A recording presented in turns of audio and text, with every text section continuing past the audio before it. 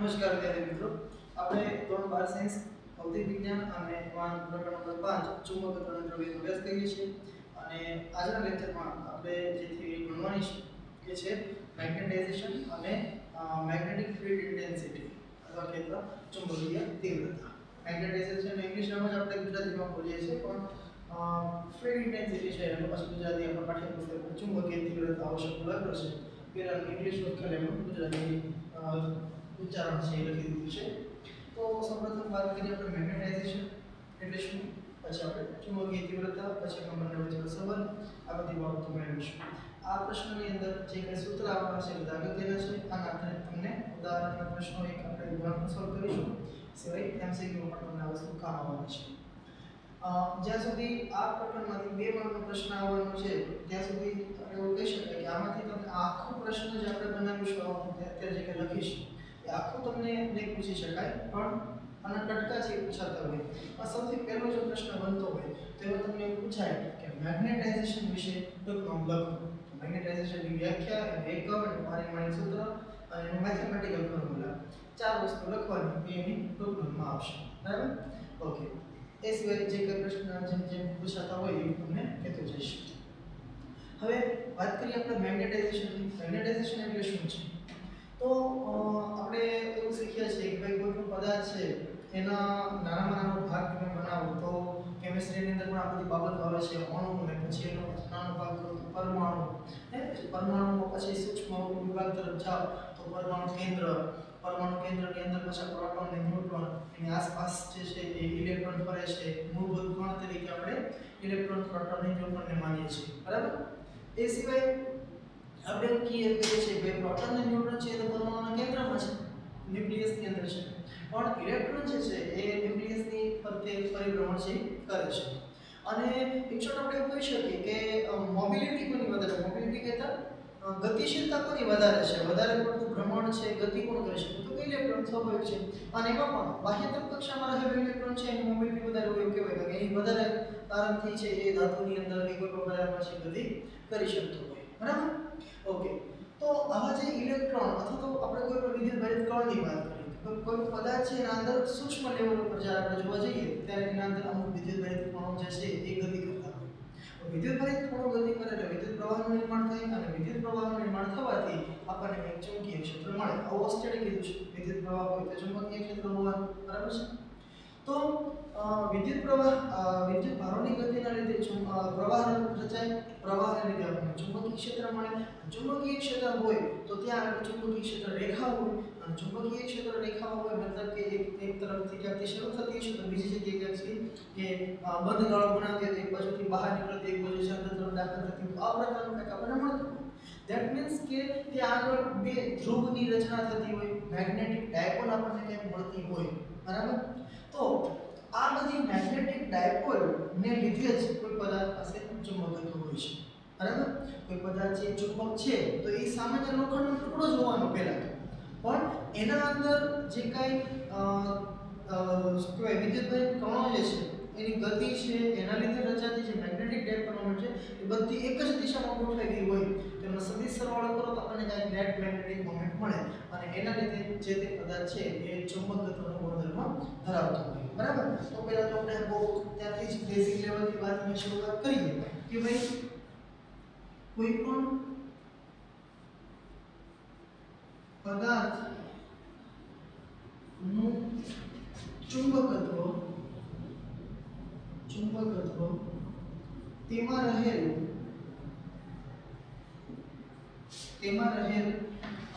Magnetic dipole moment, આપણે English શબ્દ વધારે ઉપયોગ કરીશું. બરાબર? દ્વિધ્રુવીય, ચુંબકીય, ચાર માત્ર આ થોડુંક આપણે નવો લાગશે. તો મેગ્નેટિક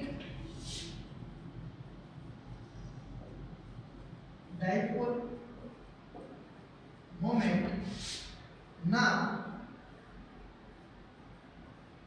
સદિશ સરવાળાથી નક્કી કરી શકાય. બરાબર? ડાયપોલ મોમેન્ટ છે બે ડાયપોલ આવેલી હોય અને બંને વિરુદ્ધ દિશામાં હોય તો નેટ પાછું 0 થઈ જાય. બરાબર? એટલે સદિશ સરવાળો માટે લખ્યું છે કે એક ધારો કે પદાર્થ છે એના અંદર સપોઝ 1 કરોડ ડાયપોલ છે, હવે 1 કરોડમાંથી 60 લાખ ડાયપોલ છે એક જ દિશામાં છે અને બાકીની જે 40 લાખ છે એમાંથી 20 લાખ છે એ પહેલા કરતા વિરુદ્ધ દિશામાં છે બાકીની 20 લાખ ઉપર નીચે છે ધારો કે બરાબર તો ઉપરની 20 લાખ છે આ જે ઉપર નીચે હોય સપોઝ આપણે વિચાર્યો 60 લાખ ડાયપોલ છે આ દિશામાં છે 20 લાખ છે આ દિશામાં છે 20 લાખ ઉપર તરફ છે 20 લાખ આ તો ખાલી એક્ઝામ્પલ લઉં છું બાકી તો બધી અસ્તવ્યસ્ત હોય 20 ઉપર હોય 20 નીચે હોય તો આ બે એકબીજાને સનાખત કરશે બરાબર હવે બાકી કેટલી રહી હવે કરોડ કીધું હતું ના કરોડ એવી થઈ કાંઈ વાંધો જે થયું નંબર ઉપર નહીં જતા 20 લાખ ઉપર 20 લાખ નીચે તો એ બે એકબીજાને સનાખત કરે એ 60 આમ હોય 20 આમ હોય તો એવું કહેવાય કે આ બધાનો નેટ મેગ્નેટિક મોમેન્ટ જે છે આપણને કેટલી મળશે તો કે 40 લાખ કારણ કે 60 આમ છે 20 આમ છે તો આ 20 કેન્સલ થઈ જશે તો હજી આ બાજુ 40 તો રહી કે નહીં ખ્યાલ આવે હે તો નંબર ઉપર નીચે જતું કરોડ કીધી હતી 1 ને 20 કરી નાખી સાહેબ પણ જસ્ટ કહેવા એવું માંગીએ છીએ આપણે અહીંયા કે કોઈ પણ પદાર્થની અંદર જે ચુંબકીય ક્ષેત્ર છે અને જે મેગ્નેટિક મોમેન્ટ છે કેવી રીતે નક્કી થાય તો કે એના અંદર રહેલી નાની નાની જે ડાયપોલ મોમેન્ટ હોય એમના બધાનો સદિશ સરવાળો કરવાથી બરાબર તો કોઈ પણ પદાર્થનું ચુંબકત્વ એના અંદર રહેલા મેગ્નેટિક ડાયપોલ મોમેન્ટના સદિશ સરવાળાથી આપણને મળી શકે છે બરાબર આટલી વાત પહેલા ક્લિયર હવે મેગ્નેટાઇઝેશન કેવી રીતે વ્યાખ્યાયિત કરે છે તો કે પદાર્થના એકમ કદ દીઠ મળતી કુલ મેગ્નેટિક ડાયપોલ મોમેન્ટ ને પદાર્થનું મેગ્નેટાઇઝેશન કહે છે જેને આપણે સંજ્ઞા જે છે કેપિટલ M વાપરીશું તો કેપિટલ M બરાબર નેટ મેગ્નેટિક મોમેન્ટ છેદમાં કદ પદાર્થનું કદ અને એમાં અંદર નેટ મેગ્નેટિક મોમેન્ટ કેટલું છે નેટ કેવી રીતે મળે બધી જે ડાયપોલ મોમેન્ટ આપણને આપેલી હોય બધાનો સદિશ સરવાળો કરવાથી આપણે નેટ મેગ્નેટિક મોમેન્ટ મળી જાય તો આ એક સૂત્ર ખાસ યાદ રાખવાનું મેગ્નેટાઇઝેશન બરાબર એકમ કદ દીઠ નેટ મેગ્નેટિક ડાયપોલ મોમેન્ટ ને કહેવાય છે મેગ્નેટાઇઝેશન હવે આના પરથી આપણે મેગ્નેટાઇઝેશનનો એકમ બનાવીએ જો તો એકમ શું મળશે જુઓ જરા મેગ્નેટાઇઝેશન નો એકમ જો અંશમાં મેગ્નેટિક ડાયપોલ મોમેન્ટ છે એનો એક આપણને ખ્યાલ હોય તો એમ્પિયર ઇન્ટુ મીટર સ્ક્વેર છે બરાબર છેદમાં છે કદ એટલે metre cube metre square cancel થાય એટલે શું વધશે એમ્પિયર પ્રતિ મીટર છે અને તેનું પારિમાણિક સૂત્ર જો આપણે બનાવીએ તો અંશમાં એમ્પિયર છે છેદમાં મીટર છે એટલે એ થશે L - 1 E1 બરાબર આ એનું પારિમાણિક સૂત્ર છે બધું m ને t લખવાની જરૂર નથી અહીંયા ઓકે તો આટલી જે વસ્તુ મેં અહીંયા લખી છે આ તમને 2 માર્કના પ્રશ્નમાં જો પૂછાય કે મેગ્નેટાઇઝેશન વિશે ટૂંકમાં લખો તો આટલા મુદ્દાઓ છે એમાં લખવાના રહે બરાબર ઓકે હવે અહીંથી પછી બીજો પ્રશ્ન શરૂ થાય હવેથી જે હું લખાણ લખું છું એ તમારે કયા જવાબમાં લખવાનું તમને પ્રશ્ન એવો પૂછાય કે સોલેનોઇડ માટે મેગ્નેટાઇઝેશન અને ચુંબકીય તીવ્રતા વચ્ચેનો સંબંધ મેળવો તો હવે અહીંયાથી જે લખું છું એ તમારે ત્યાં જવાબ સ્વરૂપે લખવાનું હવે આપણે વાત કરીએ અહીંયા કે સોલેનોઇડ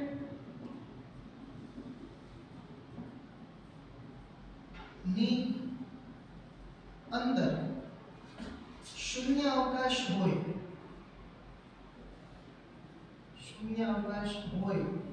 ત્યારે તેનું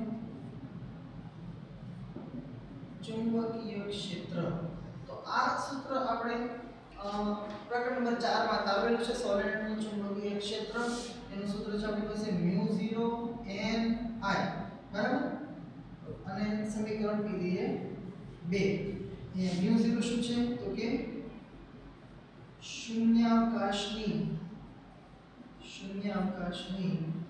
પરમિએબિલિટી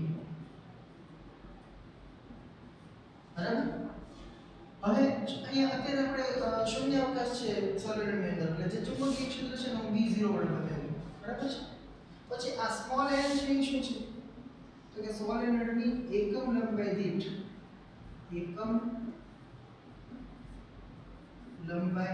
દીઠ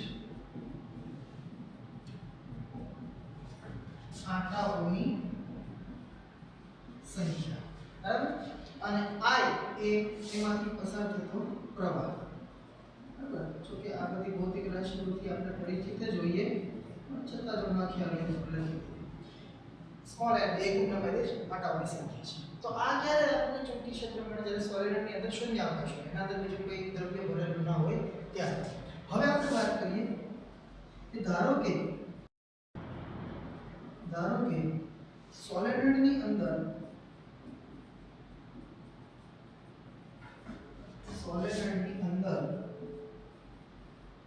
એક એવું દ્રવ્ય ભરવામાં આવે કે જેના માટે capital M does not equal to 0. આનો અર્થ કે એનું મેગ્નેટાઇઝેશન શૂન્ય ન હોય. મેગ્નેટાઇઝેશન શૂન્ય ન હોય એનો અર્થ શું? કે બધી જ ડાયપોલ અસ્તવ્યસ્ત તો હોવાની જ છે, બરાબર? બધી અલગ અલગ દિશામાં હોય, પણ બધી ડાયપોલની ડાયપોલ મોમેન્ટનો કુલ સરવાળો શૂન્ય ન થવો જોઈએ. કંઈક આપણને એનું મેગ્નેટિઝમ છે મળવું જોઈએ, બરાબર? એના પાસે કંઈક એ પદાર્થ અંદર ભરેલો છે, એક પ્રકારનો ચુંબક જ હશે. સમજો તમે? ખ્યાલ આવે છે વાત? પેલા શૂન્યાવકાશ અંદર આટલું ચુંબકીય ક્ષેત્ર છે, તો એના અંદર એક પદાર્થ આપણે એવો નાખ્યું જેનું મેગ્નેટાઇઝેશન 0 ન હોય. મેગ્નેટાઇઝેશન 0 ન હોય મતલબ એ પોતાની પાસે કંઈક ચુંબકત્વ ધરાવતો હોય. તો સીધી વસ્તુ છે, હવે હું એમ કહું કે સોલેનોઇડની અંદર ચુંબકીય ક્ષેત્ર વધી જવાનું છે. ઓલરેડી આટલું તો હતું જ, પ્લસ આપણે કંઈક પદાર્થ મૂક્યું તો એનું પોતાનું ચુંબકીય ક્ષેત્ર પણ એમાં છે એડ થવાનું છે. તો આપણે લખીએ કે આથી સોલેનોઇડની અંદરનું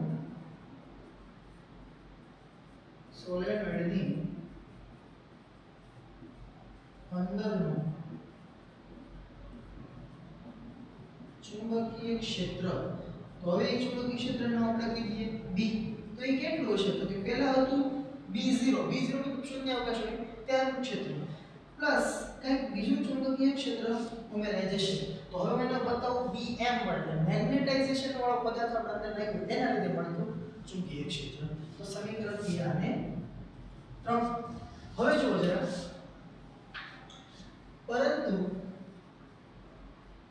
પરંતુ આ BM જે છે, BM એટલે શું છે?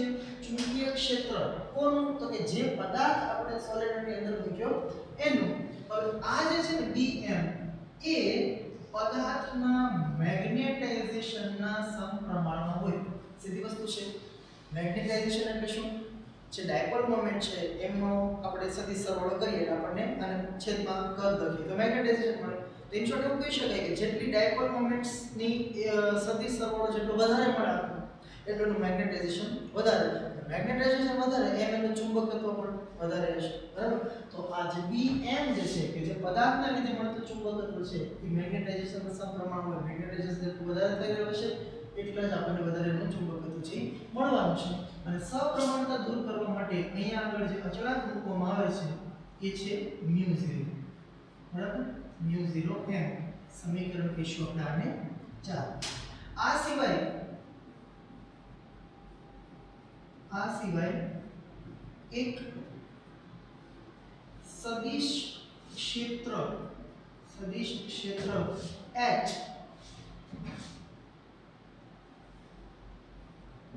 ઉમેરવું સગવડતા ભર્યું છે કે જેથી B0 બરાબર μ0H થાય, બરાબર? આ સૂત્ર ખાસ આ H જે છે, બરાબર, એ કહેવાય છે ચુંબકીય ક્ષેત્રની તીવ્રતા.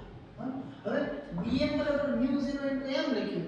તો હવે નવું આપણે સદિશ અહીંયા સગવડતા ખાતર ઉમેરેલો છે જેને આપણે કહીશું ચુંબકીય ક્ષેત્રની તીવ્રતા. તો અહીંયા શું થશે કે જો આના જગ્યાએ μ0 m લખું તો આના જગ્યાએ μ0 h લખું તો μ0 કોમન નીકળી જાય અને આપણે અહીંયા લખીશું તેથી B બરાબર μ0h μ0m, બરાબર?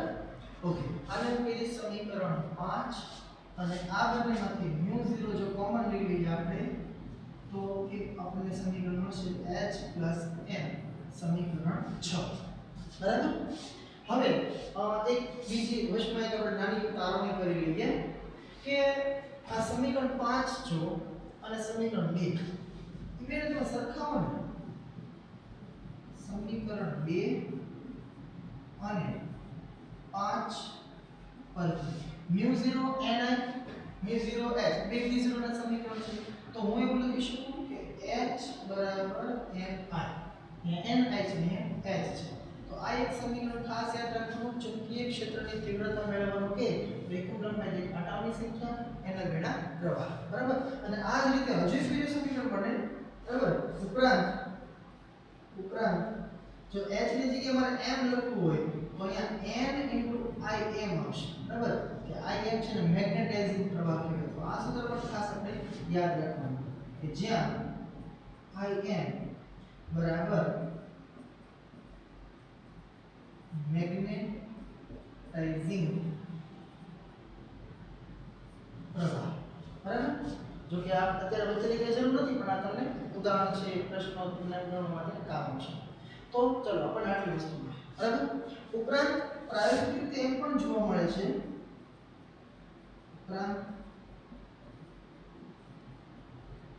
પ્રાયોગિક રીતે જોવા મળે છે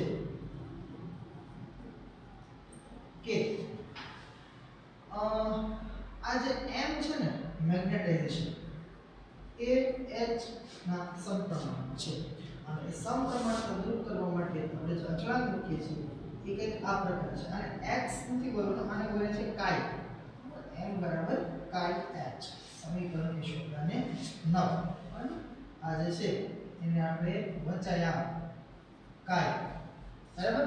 અથવા આનો ઇંગ્લિશ તમે જોવા જશો તો આમ લખેલું છે chi ટી આપણે કાઈ વાંચશું. ઘણા લોકો એને ઝીટા પણ બોલે છે પણ વધારે પ્રખ્યાત નામનું કાઈ છે અથવા તો કાઈ એમ લખી નાખો મેગ્નેટિક સસેપ્ટિબિલિટી આવું કહેવાય બરાબર છે. અહીં કાઈ એમ લખી દો. તો હવે આ કિંમત છે સમીકરણ 9 વાળી કે સમીકરણ 6 માં મૂકીએ આપણે તો સમીકરણ 6 અને 9 પરથી b બરાબર અહીંયા μ0 કૌંસમાં h પ્લસ અહીંયા હું લખી શકું m ની જગ્યાએ કાઈ h. તેથી b બરાબર μ0 હવે બંનેમાંથી h પણ સામાન્ય નિયમ એટલે કૌંસમાં રહેશે 1 પ્લસ કાઈ બરાબર. અને b બરાબર હવે તમે સમજો જો b0 જે છે એના બરાબર આપણે લખ્યું μ0m sorry μ0h ready.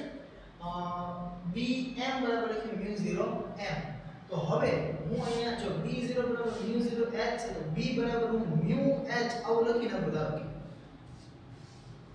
b0 બરાબર μ0h છે તો એ b બરાબર હું લખી નાખું μh કારણ કે આ શૂન્યાવકાશ હોય ત્યારે છે અને આ મધ્યમ હોય ત્યારની વાત છે બરાબર. તો b બરાબર જો μh લખી નાખું તો તમે વિચારો કે μ ની જગ્યાએ મેં આ આટલી વસ્તુ લીધેલી છે બરાબર.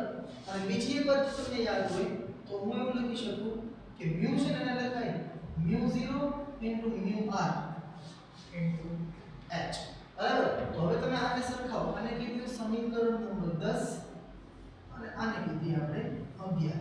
તો સમીકરણ 9 અને 11 પરથી 9 અને 11 પરથી સોરી 10 અને 11 પરથી તો આ બંને તમે સરખાવો μ0 ની જગ્યાએ μ0 છે h ની જગ્યાએ h છે તો μr બરાબર શું છે μr બરાબર 1 પ્લસ કાઈ m કાઈ તો કાઈ m તો મેગ્નેટિક સસેપ્ટિબિલિટી પ્લસ 1 કરો ને એ તમને રિલેટિવ પરમિયાબિલિટી આપે. μr જે છે રિલેટિવ પરમિયાબિલિટી છે આ માધ્યમની પરમિયાબિલિટી છે શૂન્યાવકાશની પરમિયાબિલિટી છે અને આ જે છે એ રિલેટિવ પરમિયાબિલિટી છે બરાબર. તો તમે આવું પણ લખી શકો કે તેથી μr બરાબર μ/μ0 બરાબર. શૂન્યાવકાશની સાપેક્ષે માધ્યમની પરમિયાબિલિટી કેટલી છે એને આપણે કહીએ છીએ સાપેક્ષ પરમિયાબિલિટી. આ વસ્તુ તમે સાપેક્ષ પરમિટિવિટીના અર્થમાં પણ પ્રકરણ નંબર 1 કે 2 માંથી બનાવતા હતા બરાબર છે. ઓકે. તો હવે આટલા સૂત્રો છે ખાસ આપણે યાદ રાખવાના કે એક તો મેગ્નેટાઇઝેશનનું સૂત્ર કે એકમ કદ દીઠ નેટ મેગ્નેટિક મોમેન્ટ એટલે કે મેગ્નેટાઇઝેશન. એ સિવાય સોલિનોઇડનું ચુંબકીય ક્ષેત્ર પ્રકરણ નંબર 4 નું સૂત્ર છે μ0 ni પણ એ ક્યારે જ્યારે એના અંદર કોઈ શૂન્યાવકાશ રહેલો હોય ત્યારે કોઈ દ્રવ્ય ન ભરેલું હોય તો દ્રવ્ય ભરેલું હોય તો શું કરી નાખવાનું μ0 ની જગ્યાએ હું તમને સીધું આમ શોર્ટકટ આપી દઉં કે b બરાબર લખી નાખવાનું μ ni. રેડી?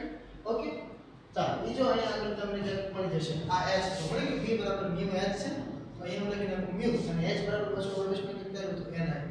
બીજે રેડી? તો μ0 ની જગ્યાએ μ કરી નાખવાનું તો તમને દ્રવ્ય હોય એવા સમયનું ચુંબકીય ક્ષેત્ર છે મળી જાય. બરાબર?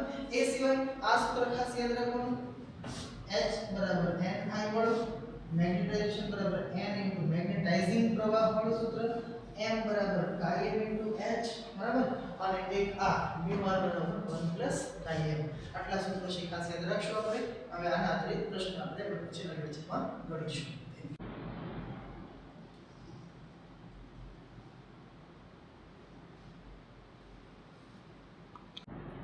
તો મિત્રો આપણે મેગ્નેટાઇઝેશન અને ચુંબકીય તીવ્રતા ની વાત કરી, એમના સંબંધો જોયા અને જરૂરી સૂત્રોની તારવણી કરી.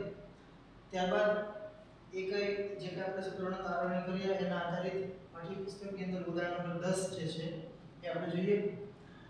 પહેલા એક વાત તમને કહી દઉં કે લાસ્ટ યર જે ગુજકેટની એક્ઝામ લેવાની એના અંદર એક પ્રશ્ન જે છે એ આ ઉદાહરણમાંથી બેઠો પૂછાયેલો છે કોઈ પણ પ્રકારના ચેન્જીસ વગર. બરાબર? અહીંયા આગળ તમને h b m અને im આ ચાર વસ્તુ ગણવાની કીધી છે. આમાંથી લગભગ h છે એ ગુજકેટમાં પૂછાઈ ગયું છે. તમારા પાસે પેપર અવેલેબલ હોય તો જરા ચેક કરી લેજો. ઓકે, હવે પ્રશ્ન શું છે તો કે એક સોલેનોઇડ ની અંદર ગર્ભમાં એક દ્રવ્ય રાખેલું છે કે જેની સાપેક્ષ પરમિયાબિલિટી છે 400 છે. તો જે વસ્તુ આપણી પાસે છે એ વસ્તુને લખતા જઈએ. પહેલા તો સાપેક્ષ પરમિયાબિલિટી એટલે આપણે μr કહીએ એ છે 400. બીજી એક વાત કે આના બરાબર આ જે μr છે ને આના બરાબર આપણે લખી શકીએ 1 km. તો આના પરથી km બરાબર શું થશે μr - 1. μr છે 400 ઓછા 1 કરશો એટલે આ થશે 399. બરાબર? તો આ વસ્તુ પણ કદાચ આપણને કામ આવે તો તેથી મેળવેલી. પછી આગળ કીધું છે કે સોલેનોઇડના આંટા છે એ ગર્ભથી અવાહકપણે જુદા પડેલા છે અને આંટામાંથી 2 એમ્પિયરનો વિદ્યુત પ્રવાહ પસાર થાય છે. આંટામાંથી પ્રવાહ પસાર થાય છે 2 એમ્પિયર એટલે આ પ્રવાહ છે સોલેનોઇડનો પ્રવાહ છે I. જો તેમાં 1 મીટર દીઠ 1000 આંટા એકમ લંબાઈ દીઠ આંટાઓની સંખ્યા એને આપણે સ્મોલ n વડે બતાવીએ. બરાબર? પ્રતિ મીટર ઇન્વર્સ આપણી પાસે 1000 આંટાઓ છે. સૌથી પહેલું પૂછ્યું છે કે h મેળવો. હવે h જે છે એને કહેવાય છે ચુંબકીય તીવ્રતા. ચુંબકીય તીવ્રતા h આના બરાબર આપણી પાસે સૂત્ર છે ni. તો કિંમત મૂકી આપણે n છે એ 1000 છે એને ગુણ્યા I એટલે પ્રવાહ છે 2 એમ્પિયરનો પસાર થાય છે એટલે h થઈ જશે અહીંયા 2000.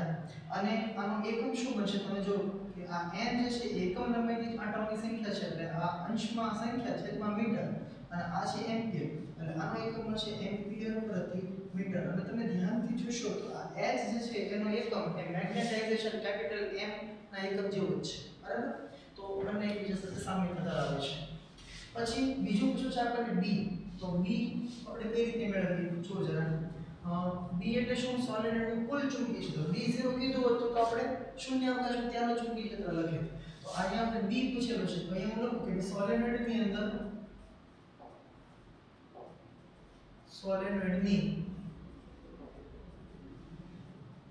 અંદરના વિસ્તારમાં મળતું કુલ ચુંબકીય ક્ષેત્ર. તો B બરાબર મેં તમને સૂત્ર કીધું હતું કે μ n I આવું યાદ રાખો. શૂન્યાવકાશ તો μ0 ni હતું, શૂન્યાવકાશ ન હોય તો μ n I. અને એમાં પછી તમે જો કે ni બરાબર તો h છે ને તો આપણે એમ લખી નાખીએ ડાયરેક્ટ કે B બરાબર μ h.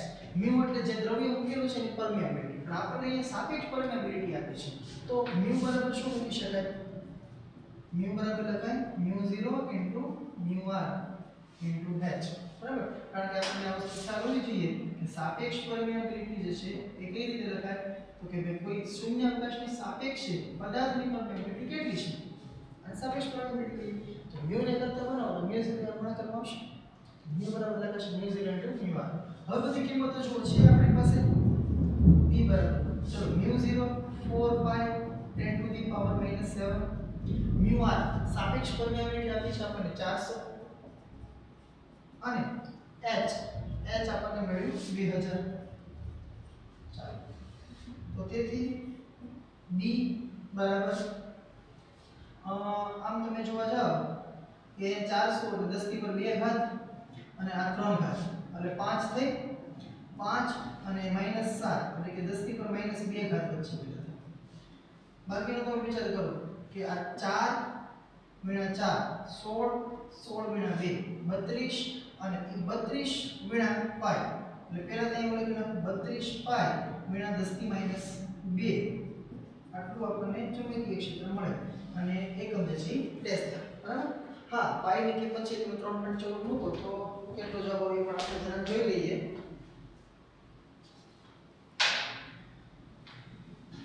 32 × પાઈ, 32 × 3.14 કરશો એટલે 100.48 આવો જવાબ છે આવે છે. તો b બરાબર 100.48 × 10 - 2 ટેસ્લા. અને આને હું કદાચ જો આ રીતે લખું 1.00 કરી નાખું, બરાબર, તો અહીંયા જે છે 2 પોઈન્ટ આમ આવીએ, મતલબ કે એનો અર્થ એવો થાય કે તમે 2 પોઈન્ટ આમ લાવો છો, અર્થ કે 100 વડે ભાગાકાર કર્યો છે, તો તમે 100 વડે ગુણાકાર પણ કરશો, 100 વડે ગુણાકાર કરીને 10 ની પર +2 વડે ગુણાકાર કરવો પડે, અને ઓલરેડી -2 હતી તો આ ઘાત છે ઉડી જશે, એટલે આપણને ચુંબકીય ક્ષેત્ર અંદાજે કેટલું મળશે 1 ટેસ્લા. બરાબર, આટલું ચુંબકીય ક્ષેત્ર એના અંદર છે મળશે. બહુ મોટું મૂલ્ય છે આ 1 ટેસ્લા. એટલે સામાન્ય રીતે તમે સમજો પૃથ્વીનું ચુંબકીય ક્ષેત્ર 10 - 5 ટેસ્લાના ક્રમનું હોય, એના કરતાં બહુ વધી ગયું. બરાબર, કોઈ વાત નહીં. ચાલો આપણે ચુંબકીય ક્ષેત્ર મળી ગયું. પછી કીધું છે આપણને મેગ્નેટાઇઝેશન, કેપિટલ M. તો કેપિટલ M છે એના બરાબર આપણી પાસે સૂત્ર એક પેલું છે કે નેટ મેગ્નેટિક મોમેન્ટ છેદમાં કદ. પણ આપણને એ કદ ની રીતે વસ્તુ આપેલી નથી, તો બીજું આપણને સૂત્ર મળે છે chi m * h. જો તમને યાદ હોય તો કેપિટલ M બરાબર chi m આપણી પાસે છે 399 ગુણ્યા h જે છે એ 2000 છે. તો આ 309 એટલે અંદાજે 400 ગણી લો ને, 400 × 2 800. બરાબર, તો એમાંથી પાછા 2 બાદ કરવા પડશે ને આપણે, 399 એટલે 1 1 2, હા ડબલ કરો એટલે 2 બાદ કરવા પડશે, એટલે 800 માંથી 2 બાદ કરો કેટલા વધે 798. રેડી, અને 000. ઓકે, આ લગભગ આવો જવાબ આવતો છે. તો m બરાબર, ચલો આને મારે 7.98 લખવું હોય તો કેટલી ઘાત થાય 10 ની ઉપર 1 2 3 4 5 5 ઘાત થશે. અને 7.98 ને અંદાજે હું 8 નો લખી નાખીશ. બરાબર, એના કરતા પહેલેથી 399 જગ્યાએ 400 લઈ લીધું તો આવે ને, 400 × 800 અને પાછળ 3 એટલે 8 × 10 ની ઉપર 5. અને એકમ શું થશે આ એમ્પિયર પ્રતિ મીટર. બરાબર, તો આટલું આપણને મેગ્નેટાઇઝેશન મળશે. ત્યાર પછી કીધું છે આપણને મેગ્નેટાઇઝિંગ પ્રવાહની ગણતરી કરો. ચાલો, તો આપણે એક સૂત્ર જો H બરાબર લખીએ છીએ m r m u અહીં, તો આના પરથી મેગ્નેટાઇઝેશન માટે પણ શું લખી શકાય, મેગ્નેટાઇઝેશન કેપિટલ M બરાબર લખાય n * Im. બરાબર, કે જ્યાં Im જે છે એને કહીએ છીએ આપણે મેગ્નેટાઇઝિંગ પ્રવાહ. તો Im ને કરતા બનાવીએ તો શું થશે, કેપિટલ M છેદમાં n.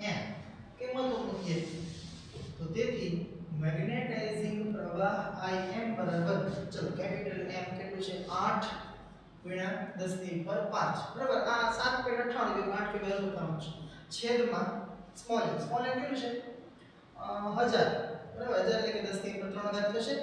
તો તેથી Im 10 થી 3 × 5 એટલે -3 -3 અને +5 એટલે +2 ઘાત રહે, +2 એટલે 100 100 × 8 કેટલા થાય 800. બરાબર, અને જો તમે 7.98 લો તો 798 એમ્પિયર થશે, અથવા તો અંદાજે 800 એમ્પિયર પ્રવાહ છે આપણને મેગ્નેટાઇઝિંગ પ્રવાસી મળે છે. ઓકે, એ સેમ ગણતરી કરવાનું કીધું નથી. ઓકે, અહીંયા આપણું ઉદાહરણ છે પૂરું થશે. Thank you.